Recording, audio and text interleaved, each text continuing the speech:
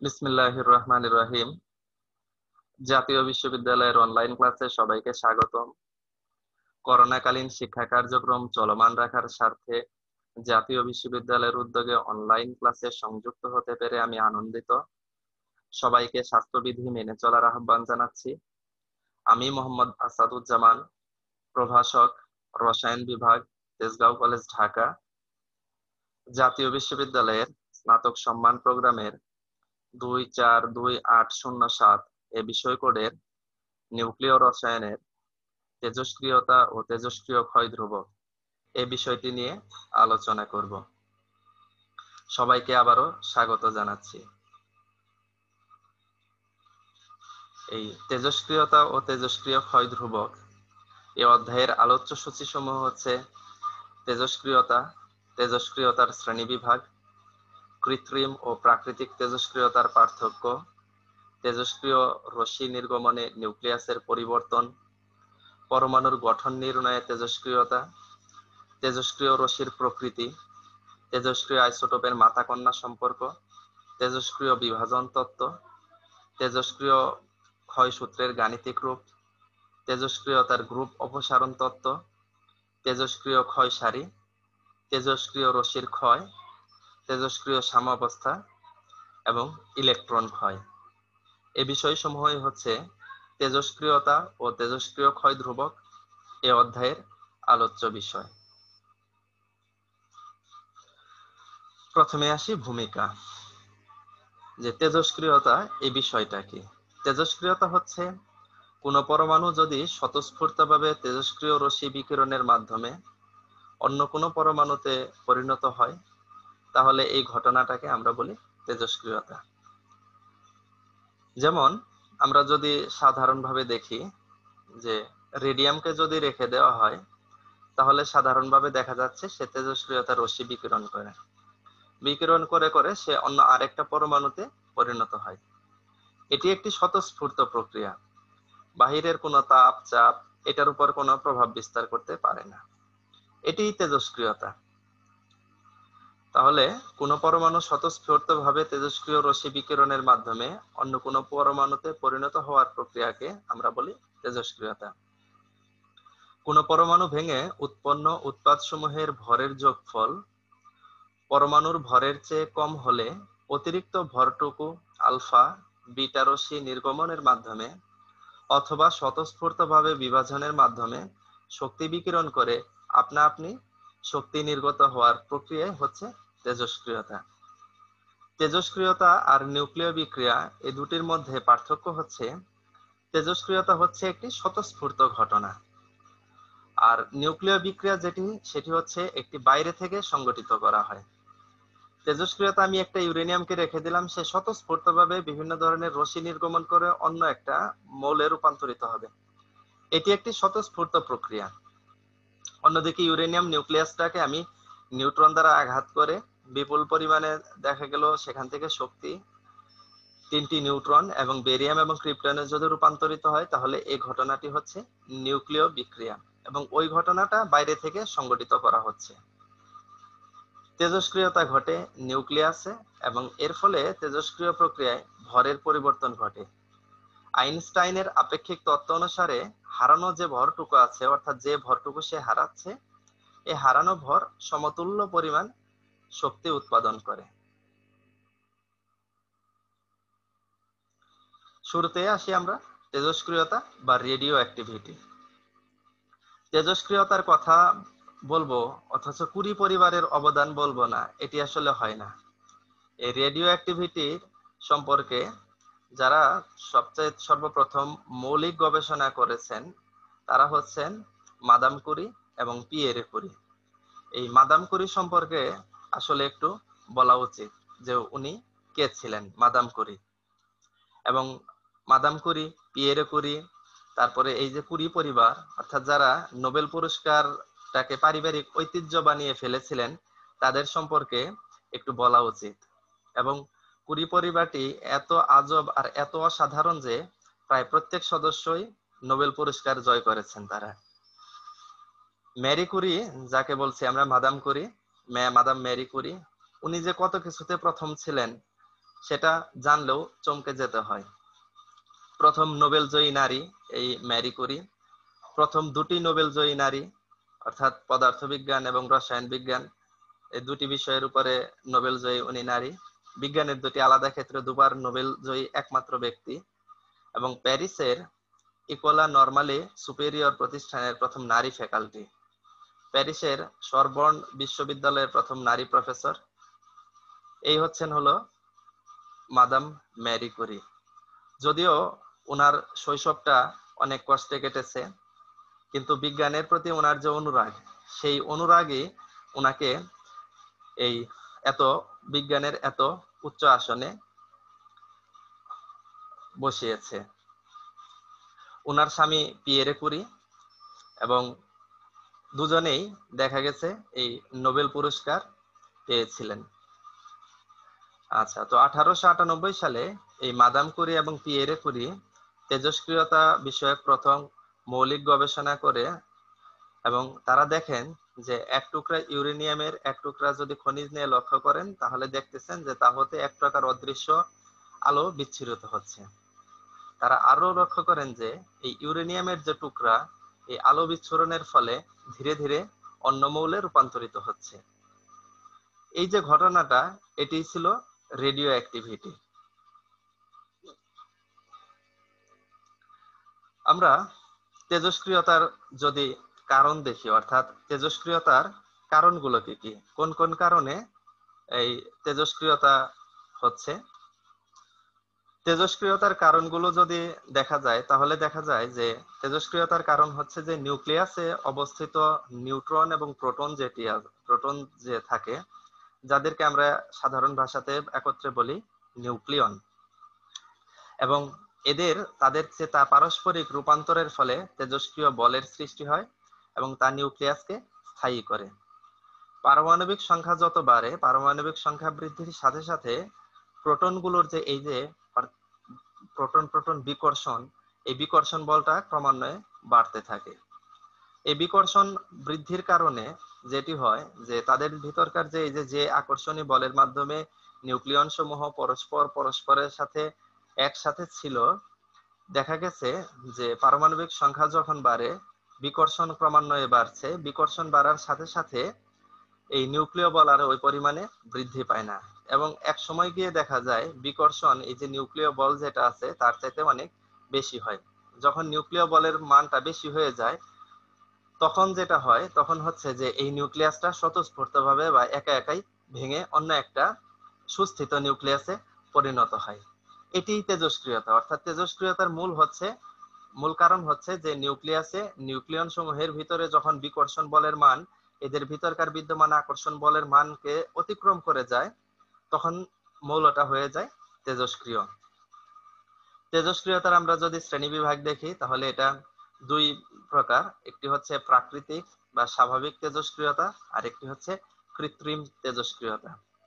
প্রাকৃতিক তেজস্ক্রিয়তা কি, যে 1896 সালে হেনরি বেকেরেল লক্ষ্য করেন যে ইউরেনিয়াম ঘটিত পদার্থ থেকে আপনা আপনি এক প্রকার অদৃশ্য রশ্মি নির্গত হয়। এটি হলো প্রাকৃতিক তেজস্ক্রিয়তা। এ রশ্মির নির্গমন কোনো অবস্থাতেই বন্ধ হয় না এবং এটি নিয়ন্ত্রণ করা যায় না। এটি প্রাকৃতিক তেজস্ক্রিয়তা। যেমন আমরা দেখি এই যে রেডিয়াম মৌল আলফা কণা নিক্ষেপণের মাধ্যমে রেডনে পরিণত হচ্ছে। এখানে রেডিয়ামটি স্বতঃস্ফূর্তভাবে এই আলফা কণা নিক্ষিপ্ত করে রেডনে পরিণত হচ্ছে। এটি হচ্ছে প্রাকৃতিক তেজস্ক্রিয়তা।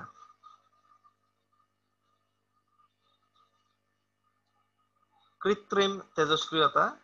কৃত্রিম তেজস্ক্রিয়তা হচ্ছে যে কৃত্রিম উপায়ে প্রাকৃতিক স্থায়ী মৌলের অস্থায়ী আইসোটোপ গঠন ও স্বাভাবিক নিয়মে ওই আইসোটোপের তেজস্ক্রিয় বা বিভাজনকে কৃত্রিম বা আবিষ্ট তেজস্ক্রিয়তা বলা হয়। যেমন কার্বন 12, সোডিয়াম 23, ফসফরাস 31, এই আইসোটোপ গুলো হলো স্থায়ী আইসোটোপ।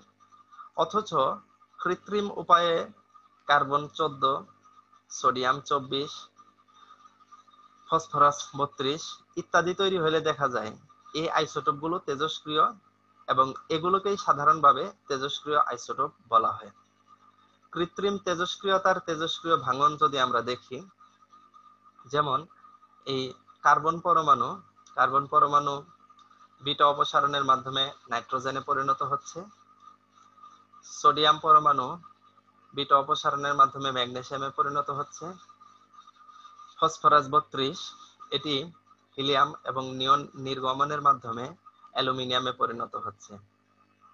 প্রকৃতিতে ভারী নিউক্লিয়াসগুলো তেজস্ক্রিয়, কিন্তু কৃত্রিম উপায়ে তৈরি রেডিও আইসোটোপগুলো অনেক হালকা হতে পারে। এটা একটা বিষয় যে প্রাকৃতিক ভাবে যে সমস্ত আইসোটোপগুলো অনেক ভারী হয় তারাই তেজস্ক্রিয় হইতে পারে। হালকা আইসোটোপ প্রাকৃতিক ভাবে এটা তেজস্ক্রিয় সচরাচর হয় না, কিন্তু কৃত্রিম উপায়ে তৈরি রেডিও আইসোটোপ এগুলো অনেক হালকাও হইতে পারে। এখানে ভারী হওয়াটা মুখ্য কোনো বিষয় নয়।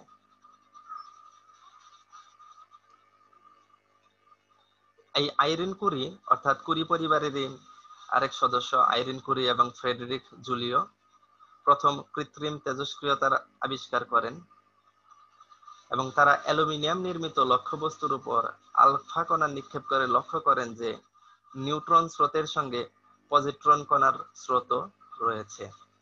একটা অ্যালুমিনিয়ামের উপরে যদি দেখা যায় যে আলফা কণা, অ্যালুমিনিয়াম নিউক্লিয়াসের উপরে যদি আলফা কণা নিক্ষেপ্ত করা হয় তাহলে সেটি ফসফরাস এবং নিউট্রনে রূপান্তরিত হয়, অর্থাৎ সেটি ফসফরাস এবং নিউট্রনে রূপান্তরিত হচ্ছে। তারা লক্ষ্য করেন যে আলফা কণা নিক্ষেপণ বন্ধ করলেও পজিট্রন বিকিরণ বন্ধ হয় না এবং পজিট্রন নিঃসরণের হার সূচকীয় নিয়মে হ্রাস পায়। তারা এই সিদ্ধান্তে উপনীত হন যে ফসফরাস 30 হলো একটি তেজস্ক্রিয় আইসোটোপ যা তেজস্ক্রিয় রশ্মি বিকিরণ করে।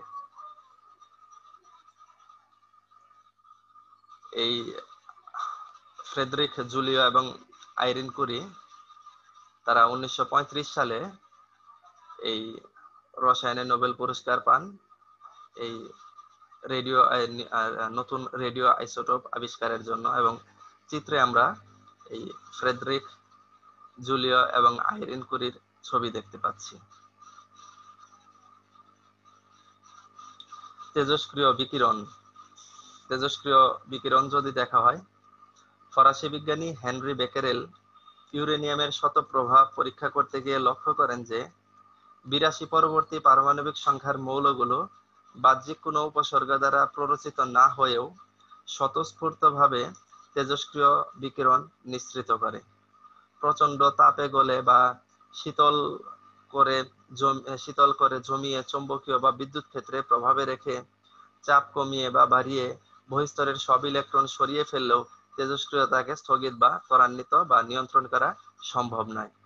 এ থেকে বোঝা যায় যে তেজস্ক্রিয়তা ইলেকট্রন ঘটিত বিষয় নয়, এটি একটি নিউক্লিয় ঘটনা। মাদাম কুরি বস্তুর এই ঘটনাটাকে নাম দিয়েছিলেন তেজস্ক্রিয়তা এবং তিনি প্রমাণ করেন যে তেজস্ক্রিয় বিকিরণ আলফা, বিটা ও গামা রশ্মি রূপে নির্গত হয়।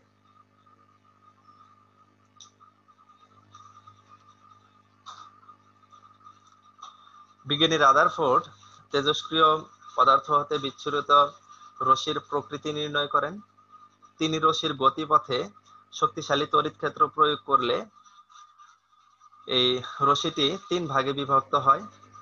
আমরা চিত্রে দেখতে পাচ্ছি যে একটি লেড ব্লকের মধ্য থেকে একটি রেডিও অ্যাক্টিভ সাবস্টেন্স থেকে এই তেজস্ক্রিয় রশ্মি বিচ্ছুরিত হচ্ছে এবং এক জায়গাতে তেজস্ক্রিয় রশ্মির গতিপথে তড়িৎ ক্ষেত্র প্রয়োগ করেছেন ধনাত্মক, অর্থাৎ তড়িৎ ক্ষেত্রের ধনাত্মক প্রান্ত, ঋণাত্মক প্রান্ত, এরকম ভাবে।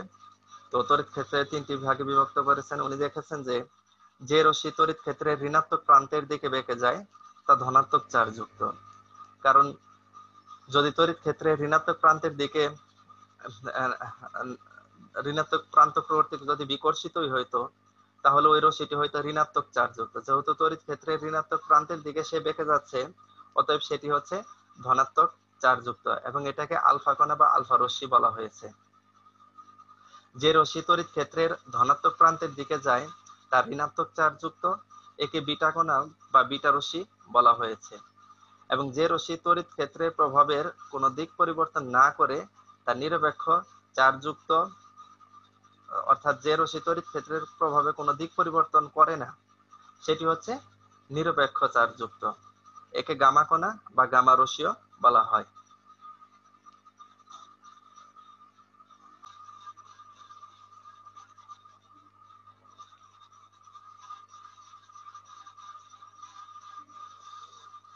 আলফা রশ্মি। আলফা রশ্মি ধনাত্মক চার্জযুক্ত। হিলিয়াম পরমাণু হতে দুটি ইলেকট্রন নির্গত হলে এই আলফা কণা উৎপন্ন হয়।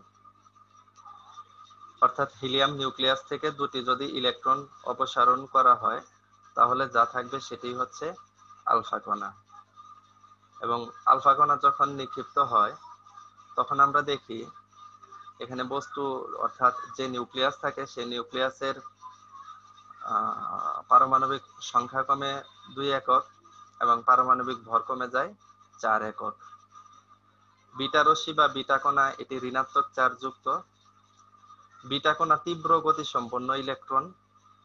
এরা বস্তু গর্ভে অনেক দূর পর্যন্ত অতিক্রম করতে পারে তথা ভেদন ক্ষমতা বেশি। বিটা কণার উৎস নিউক্লিয়াস, কিন্তু নিউক্লিয়াসে কোনো ইলেকট্রন নেই। সে কারণে ধারণা করা হয় নিউট্রন থেকে ইলেকট্রন বের হয়ে তা প্রোটনে রূপান্তরিত হয়।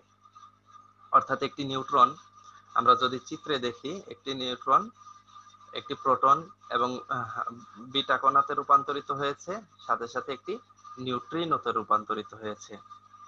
বিটা কণা যদি কোনো একটা নিউক্লিয়াস থেকে নির্গত হয় তাহলে তার পারমাণবিক সংখ্যা অর্থাৎ প্রোটন সংখ্যা 1 একক বৃদ্ধি পায়। গামা রশ্মি শক্তি সম্পন্ন তড়িৎচুম্বকীয় তরঙ্গ। এর চার্জ বা ভর নেই। এতে নিউক্লিয়াসে প্রোটন বা নিউট্রন সংখ্যার কোনো পরিবর্তন ঘটে না। এই তিনটি রশ্মির ভিতরে আলফা রশ্মি মানবদেহের জন্য অত্যন্ত ক্ষতিকর। কারণ আলফা রশ্মি মানবদেহের একটা নির্দিষ্ট পর্যন্ত ভেদ করে আর বাইরে যেতে পারে না, যার ফলে দেহের অভ্যন্তরে এই আলফা রশ্মি রয়ে যায় এবং দেহকোষের ক্ষতি সাধন করে।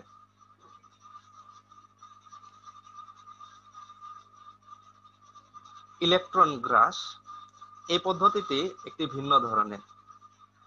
পজিট্রন বিকিরণ মতো বের না হয়ে বরং নিউক্লিয়াস বহিঃস্তর থেকে একটি ইলেকট্রন নিজের ভেতরে টেনে নেয়। ফলে পজিট্রন নিউক্লিয়াসে অবস্থিত ধনাত্মক চার্জযুক্ত একটি প্রোটন চার্জ নিরপেক্ষ নিউট্রনে রূপান্তরিত হয়। অর্থাৎ একটি বাইরের শক্তি স্তরের ইলেকট্রন এবং নিউক্লিয়াসের ভেতরকার একটি প্রোটন তারা একসাথে যুক্ত হয়ে একটি চার্জ নিরপেক্ষ নিউট্রনে পরিণত হয়। এই ইলেকট্রন গ্রাসের ফলে বস্তুর পারমাণবিক সংখ্যা 1 একক কমে যায়। নিউট্রন বিকিরণ ঘটলে পারমাণবিক ভর কমে যায়, কিন্তু পারমাণবিক সংখ্যা অপরিবর্তিত থাকে। যেমন এখানে আয়োডিন 53 তার নিউট্রন বিকিরণ হয়েছে, তার পারমাণবিক ভর ছিল আগে 137, পরবর্তীতে একটা নিউট্রন অপসারিত হবার ফলে তার ভর হয়ে গিয়েছে 136। প্রোটন বিচ্ছুরণের ফলে পারমাণবিক সংখ্যা ও ভর উভয়ই 1 একক করে কমে যায়। যেমন আয়োডিন 137 আইসোটোপটি থেকে প্রোটন বিকিরিত হচ্ছে এবং সেটি 136 টেলুরিয়ামে রূপান্তরিত হয়েছে। তেজস্ক্রিয়তার যদি আমরা গুরুত্বগুলো দেখি, যে তেজস্ক্রিয়তার গুরুত্বগুলো কোথায় কোথায়।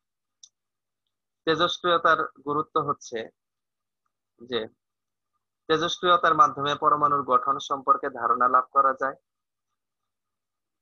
নিউট্রন, পজিট্রন, ডিউটেরন ইত্যাদি মৌলিক কণিকা আবিষ্কার সম্ভব হয়েছে।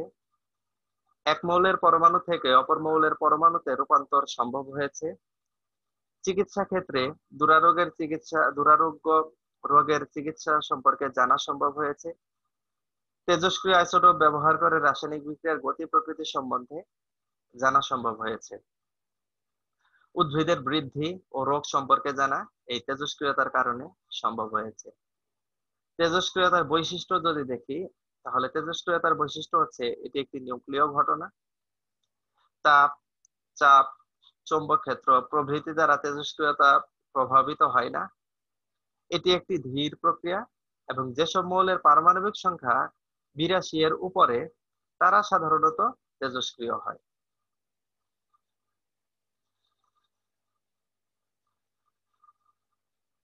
তেজস্ক্রিয় আইসোটোপের একটি বিশেষ ধর্ম আছে, সেটি হলো মাতা কন্যা সম্পর্ক। মাতা কন্যা সম্পর্কটা কি? মাতা কন্যা সম্পর্ক হচ্ছে যে শুদ্ধ তেজস্ক্রিয় আইসোটোপ হতে তেজস্ক্রিয় ক্ষয়ে একটি নতুন আইসোটোপ সৃষ্টি হয়, তাকে মাতা নতুন আইসোটোপ সৃষ্টি হয়, অর্থাৎ যে শুদ্ধ তেজস্ক্রিয় আইসোটোপটা হতে সৃষ্টি হচ্ছে সেই আইসোটোপকে মাতা বা প্যারেন্ট এবং সৃষ্ট আইসোটোপটিকে কন্যা বলে।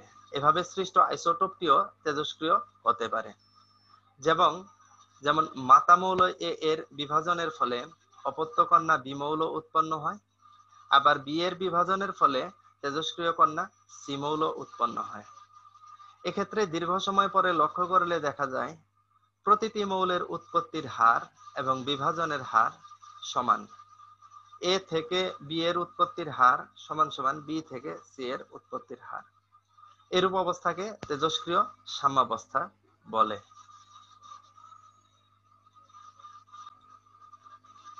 এই যে তেজস্ক্রিয়তা আমরা দেখলাম যে দুই ধরনের তেজস্ক্রিয়তা ছিল, কৃত্রিম ও প্রাকৃতিক তেজস্ক্রিয়তা।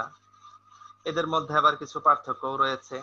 প্রাকৃতিক তেজস্ক্রিয়তা কি, কৃত্রিম তেজস্ক্রিয়তা আমরা যদিও দেখে এসেছি, তারপরে একটু দুইটার ভিতরে একটু পার্থক্যগুলো যদি দেখি, তাহলে হচ্ছে স্বাভাবিক বা প্রাকৃতিক তেজস্ক্রিয়তা হচ্ছে যে স্বাভাবিক তেজস্ক্রিয়তায় স্বতঃস্ফূর্তভাবে ভারী মৌলের পরমাণুর নিউক্লিয়াস অবিরাম গতিতে বিভাজিত হয়ে নতুন মৌলের পরমাণুর নিউক্লিয়াসে পরিণত হবে।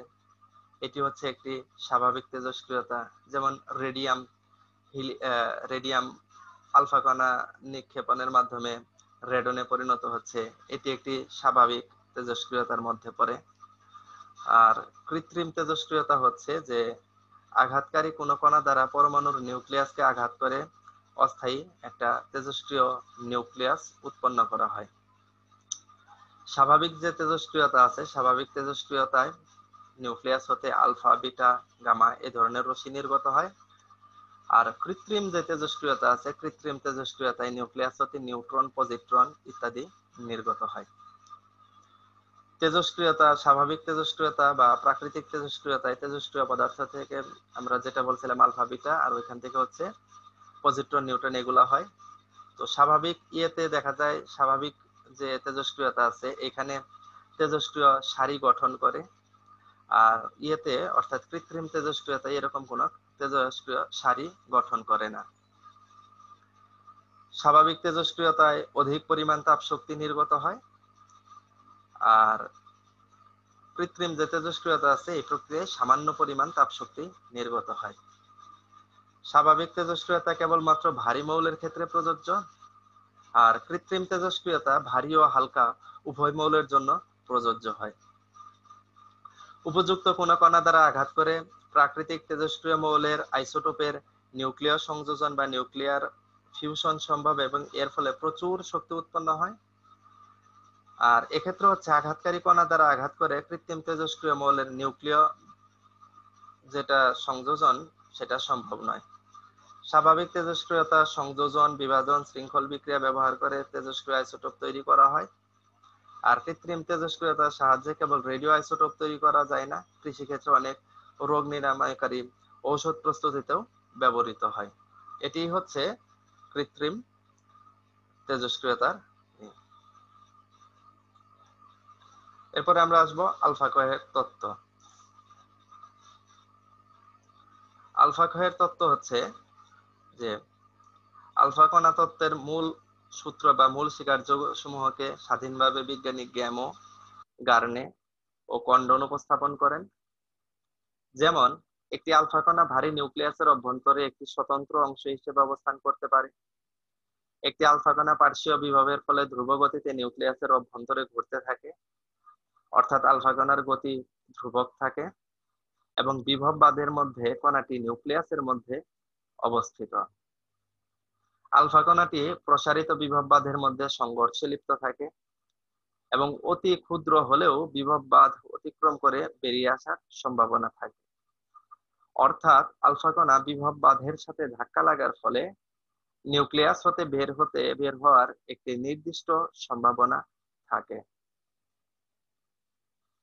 বিটা ক্ষয় যদি দেখা হয়, বিটা ক্ষয় হচ্ছে যে তেজস্ক্রিয় ক্ষয় প্রক্রিয়ায় একটি অস্থিতিশীল নিউক্লিয়াস বা তেজস্ক্রিয় নিউক্লিয়াস প্রোটন ও নিউট্রন সংখ্যার অনুপাত পরিবর্তন ঘটিয়ে অধিকতর স্থিতিশীল নিউক্লিয়াসে পরিণত হয় তাকে বিটা ক্ষয় বলে। অথবা কোনো তেজস্ক্রিয় নিউক্লিয়াস হতে স্বতঃস্ফূর্তভাবে ইলেকট্রন ও পজিট্রন কণা নির্গত হওয়া এবং নিউক্লিয়াসের বাহিরের পারমাণবিক কক্ষপথে আবর্তনরত একটি ইলেকট্রনকে নিউক্লিয়াস দ্বারা আটক বা গ্রাস বা ক্যাপচার হওয়াকে বিটা ক্ষয় বলে। এই বিটা ক্ষয়ের বৈশিষ্ট্য যদি আমরা দেখি তাহলে দেখবো এটি একটি তেজস্ক্রিয় প্রক্রিয়া।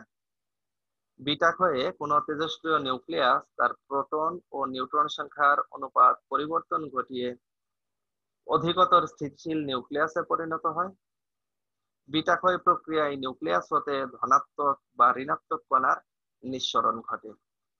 এই যে বিটা ক্ষয় যেটা আছে, এই বিটা ক্ষয় গুলাকে আমরা আবার 3 ভাগে বিভক্ত করতে পারি: ইলেকট্রন ক্ষয় বা বিটা মাইনাস ক্ষয়, পজিট্রন ক্ষয় বা বিটা প্লাস ক্ষয় এবং ইলেকট্রন গ্রাস বা ইলেকট্রন ক্যাপচার। প্রথমে আমরা দেখব ইলেকট্রন ক্ষয়। একটি নিউক্লিয়ার নিউট্রন স্বতঃস্ফূর্তভাবে প্রোটন ও ইলেকট্রনে পরিণত হয় এবং নিউক্লিয়াসের মধ্যে নিউট্রন হতে ইলেকট্রন তৈরি হওয়ার সাথে সাথে নিঃসরিত হয়। যেমন এখানে নিউট্রন এবং প্রোটন, নিউট্রন থেকে দেখা গেছে প্রোটন এবং ইলেকট্রন এবং অ্যান্টি নিউট্রিনো উৎপন্ন করেছে। যেমন কার্বন, কার্বন এভাবে দেখা গেছে যে একটি ইয়েতে অর্থাৎ একটি নিউট্রনের ভেঙে একটা দেখা যায় যে প্রোটন উৎপন্ন করেছে, এর ফলে এর পারমাণবিক সংখ্যা একাধিক বৃদ্ধি পেয়েছে, একটি ইলেকট্রন এবং একটি অ্যান্টি নিউট্রিনো গঠন করেছে। এভাবে কার্বন নিউক্লিয়াস নাইট্রোজেন নিউক্লিয়াসে রূপান্তরিত হয়ে গেছে। পজিট্রন ক্ষয় যদি আমরা দেখি তাহলে হচ্ছে যে সকল নিউক্লিয়াসের মধ্যে প্রোটন অতিরিক্ত থাকে সে সকল ক্ষেত্রে প্রোটনটি স্বতঃস্ফূর্তভাবে পজিট্রন ত্যাগ করে নিউট্রনে পরিণত হয়। অর্থাৎ একটি নিউক্লিয়ার প্রোটন স্বতঃস্ফূর্তভাবে একটি নিউট্রন, একটি পজিট্রন ও একটি নিউট্রিনো তৈরি করে। অতিরিক্ত প্রোটন বিশিষ্ট নিউক্লিয়াস হতে পজিট্রন তথা ধনাত্মক আধান বিশিষ্ট ইলেকট্রন অপসারিত হওয়ার এই ঘটনাকে পজিট্রন ক্ষয় বা বিটা প্লাস ক্ষয় বলে। যেমন এখানে দেখতে পাচ্ছি আমরা একটি নিউক্লিয়াসের মধ্যে যে একটি অতিরিক্ত প্রোটন আছে, এই প্রোটনটি স্বতঃস্ফূর্তভাবে পজিট্রন ত্যাগ করে নিউট্রনে রূপান্তরিত হয়েছে। অর্থাৎ একটি নিউক্লিয়ার প্রোটন স্বতঃস্ফূর্তভাবে একটি পজিট্রন ও একটি নিউট্রিনো তৈরি করে। এইভাবে উদাহরণ হচ্ছে যেমন কার্বন নিউক্লিয়াস বোরন নিউক্লিয়াসে রূপান্তরিত হয়েছে। ইলেকট্রন গ্রাস, একটি পারমাণবিক নিউক্লিয়াসের বাহিরের পারমাণবিক কক্ষপথে আবর্তনরত একটি ইলেকট্রনকে শোষণ করে বা আটক করে এবং নিউক্লিয়াসের একটি প্রোটন এই ইলেকট্রনের সাথে মিলিত হয়ে একটি নিউট্রন ও একটি নিউট্রিনোতে পরিণত হয়। নিউট্রিনো তৈরি হবার সাথে সাথে নিউক্লিয়াসকে ত্যাগ করে। এই ঘটনাকে ইলেকট্রন গ্রাস বা ইলেকট্রন ক্যাপচার বলে।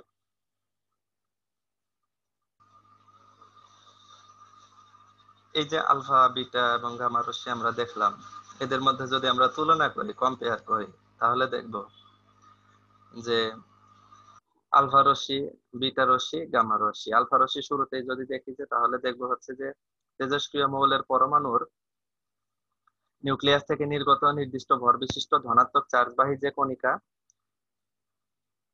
সেটাই হচ্ছে আলফা কণার স্রোত।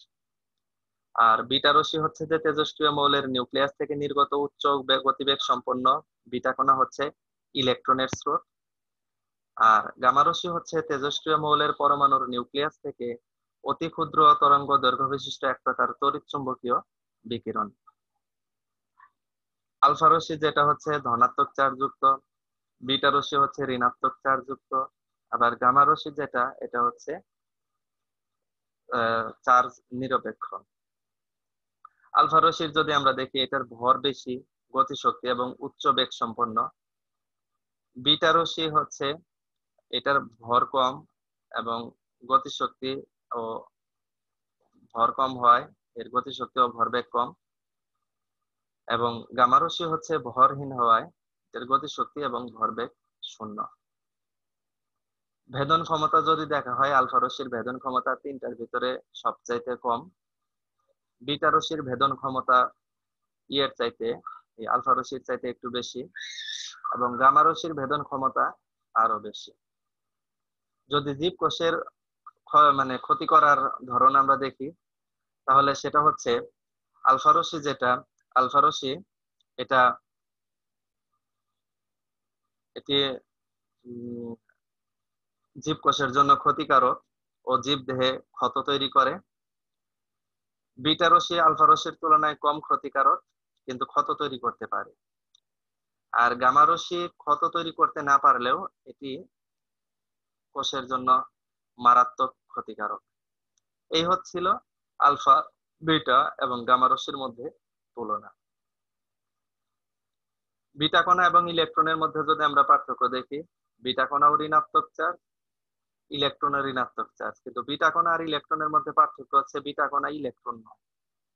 বিটা কণা হচ্ছে কিরকম? বিটা কণা হচ্ছে নিউক্লিয়াস থেকে নির্গত এক ধরনের ইলেকট্রন। বিটা কণা হলো তীব্র গতি সম্পন্ন ইলেকট্রন, তবে এই ইলেকট্রন নিউক্লিয়াস বহির্ভূত সাধারণ ইলেকট্রন নয়, এবং উভয় ইলেকট্রনের ভর ও আধান অভিন্ন হলেও এদের মধ্যে পার্থক্য বিদ্যমান আছে। সাধারণ ইলেকট্রন সকল পরমাণুর আবশ্যিক উপাদান হিসেবে নিউক্লিয়াসের বাহিরে বিভিন্ন কক্ষপথে অবস্থান করে, কিন্তু বিটা কণা নিউক্লিয়াসে নিউট্রন ভেঙে নিম্নের একটি সমীকরণ দেখানো হয়েছে, নিম্নের সমীকরণ অনুযায়ী উৎপন্ন হয়। অর্থাৎ একটি নিউট্রন ভেঙে একটি প্রোটন এবং একটি এই বিটা কণা বা ইলেকট্রন নির্গত হচ্ছে। কোন পরমাণু হতে সাধারণ ইলেকট্রন অপসারিত হলে তা ধনাত্মক আয়নে পরিণত হয়। অন্যদিকে পরমাণু হতে বিটা কণা অপসারিত হলে নিউক্লিয়াসে একটি প্রোটন বেড়ে যায়। এই হচ্ছে বিটা কণা এবং ইলেকট্রনের মধ্যে পার্থক্য। এরপরে আমরা আসবো তেজস্ক্রিয় বিভাজনের তত্ত্ব। 1902 সালে বিজ্ঞানী রাদারফোর্ড এবং সডি তাদের এই তেজস্ক্রিয় বিভাজনের তত্ত্বটা দেন। এই তেজস্ক্রিয় বিভাজন তত্ত্বের মূল কথা হচ্ছে তেজস্ক্রিয় মৌলের পরমাণু অতেজস্ক্রিয় মৌলের মতো সুস্থিত নয়। যে কোনো তেজস্ক্রিয় আইসোটোপের পরমাণুটি আলফা ও বিটা কণা নির্গমনের মাধ্যমে স্বতঃস্ফূর্তভাবে ভেঙে যায়, ফলে নতুন মৌলের পরমাণু সৃষ্টি হয়, এবং উৎপন্ন মৌলটিও তেজস্ক্রিয় হলে সেটিও আলফা কণা ত্যাগের মাধ্যমে নতুন মৌল সৃষ্টি করে। এ প্রক্রিয়া ততক্ষণ চলতে থাকে যতক্ষণ না একটি সুস্থিত মৌল উৎপন্ন হয়। প্রতি একক সময়ে ভেঙে যাওয়া পরমাণুর সংখ্যা ওই সময়ে আইসোটোপটির বর্তমান সংখ্যার সমানুপাতিক। তেজস্ক্রিয় বিভাজনের হার তাপমাত্রা, মাধ্যম বা অন্য কোনো বাহ্যিক শর্তের উপর নির্ভর করে না। এটি হচ্ছে তেজস্ক্রিয় বিভাজনের শর্ত। আচ্ছা, অনেক সময় আমাদের একটি প্রশ্ন আসে যে তেজস্ক্রিয়তা একটি নিউক্লিয় ধর্ম, ব্যাখ্যা করো। এটার ব্যাখ্যাটা হচ্ছে যে তেজস্ক্রিয়তা যে একটি নিউক্লিয় ঘটনা বা নিউক্লিয় ধর্ম, এটার ব্যাখ্যাটা কি দেব আমরা? তার ব্যাখ্যা হচ্ছে কোন মৌলের তেজস্ক্রিয়তা মৌলটির ভৌত অবস্থা, প্রকৃতি বা রাসায়নিক গঠন বা আয়নিক অবস্থার উপর নির্ভরশীল নয়, এবং এটা হচ্ছে সম্পূর্ণ একটা নিউক্লিয় ঘটনা। এবং দেখা যায় যে নির্দিষ্ট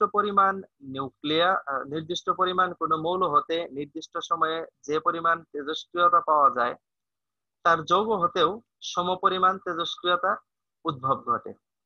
অর্থাৎ আমরা যদি দেখি 1 গ্রাম রেডিয়াম হতে যে পরিমাণ তেজস্ক্রিয়তা পাওয়া যায়, রেডিয়াম ক্লোরাইডের যে পরিমাণে 1 গ্রাম থাকে, তা হতেও ওই একই পরিমাণ তেজস্ক্রিয়তা পাওয়া যায়। কারণ তেজস্ক্রিয় মৌলকে যৌগে পরিণতকালে শুধু এর রাসায়নিক পরিবর্তন তথা নিউক্লিয়াস বহির্ভূত হলে ইলেকট্রন বিন্যাসের পরিবর্তন হয়, কিন্তু নিউক্লিয়াসের পরিবর্তন হয় না। তাই তেজস্ক্রিয়তা ধর্মের কোনো পরিবর্তন হয় না। এটি নিউক্লিয়াসের বহির্ভূত ঘটনা হলে অবশ্যই মৌলের রাসায়নিক পরিবর্তনের সাথে সাথে পরিবর্তন হয়ে যেত। আবার তেজস্ক্রিয় মৌল হতে আলফা রশ্মি নির্গত হলে সৃষ্ট মৌলের পারমাণবিক সংখ্যা 2 একক কমে যায়, যার ভৌত এবং রাসায়নিক ধর্ম ভিন্ন।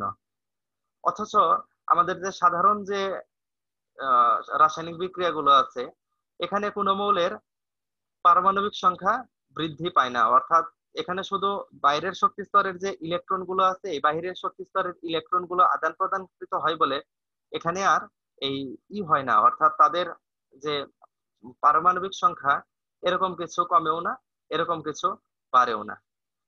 এই সমস্ত ঘটনাগুলো সামগ্রিকভাবে বিবেচনা করে বলা যায় যে তেজস্ক্রিয়তা একটি নিউক্লিয় ঘটনা। আচ্ছা, অনেক সময় দেখা যায় যে আমাদের এই তেজস্ক্রিয়তা থেকে এই ধরনের প্রশ্নগুলো আসে, বা তেজস্ক্রিয় পরমাণুর গঠন নির্ণয়, তেজস্ক্রিয়তা, তেজস্ক্রিয়তার গুরুত্ব, তেজস্ক্রিয়তার বৈশিষ্ট্য, এগুলো সাধারণ কিছু কিছু প্রশ্নগুলো আছে। বাকি যে প্রশ্নগুলো আছে তোমরা নিজ দায়িত্বে বাসায় একটু দেখে নিবে। আমরা ইনশাল্লাহ আগামী ক্লাসে আমরা এই তেজস্ক্রিয়তার যে বাকি যে অংশগুলো আছে, অর্থাৎ তেজস্ক্রিয়তা থেকে বাকি যে কি কি প্রশ্নগুলো আসতে পারে, বা তেজস্ক্রিয়তা সম্পর্কে আমাদের যে বাকি যে অংশগুলো আছে, অর্থাৎ তেজস্ক্রিয়তা ও তেজস্ক্রিয়তা ক্ষয় ধ্রুবক, এই অধ্যায়টাকে আমি দুইটা ক্লাসে বিভক্ত করেছি। আজকে প্রথম ক্লাসটি নিলাম। ইনশাল্লাহ আগামী ক্লাসে আমি এই অধ্যায়ের যে বাকি অংশগুলো আছে, অর্থাৎ তেজস্ক্রিয়তা ও তেজস্ক্রিয় ক্ষয় ধ্রুবকের বাকি টপিকস গুলো ইনশাল্লাহ আমি পরবর্তী ক্লাসে তোমাদের সাথে আলোচনা করব। তো তোমাদের কাছে অনুরোধ থাকবে, আজকের লেকচারে যেটুকু দেখানো হইলো এই লেকচারটুকু তোমরা বাসায় নিজ দায়িত্বে পড়বে। যদি কোনোটা প্রবলেম মনে হয় তাহলে পরবর্তী ক্লাসে যেন অবশ্যই বলো। তোমাদের যদি মনে হয় যে আমার এই লেকচারটাতে একটু সমস্যা আছে, তোমরা আমাদের যে জুম ক্লাস চলতেছে এরকম ক্লাসে, পরবর্তী ক্লাসে অবশ্যই বলবে যে স্যার এই লেকচারটাতে একটু সমস্যা ফিল করেছি। আমি আবারও তোমাদের সুস্বাস্থ্য এবং দীর্ঘায়ু কামনা করছি।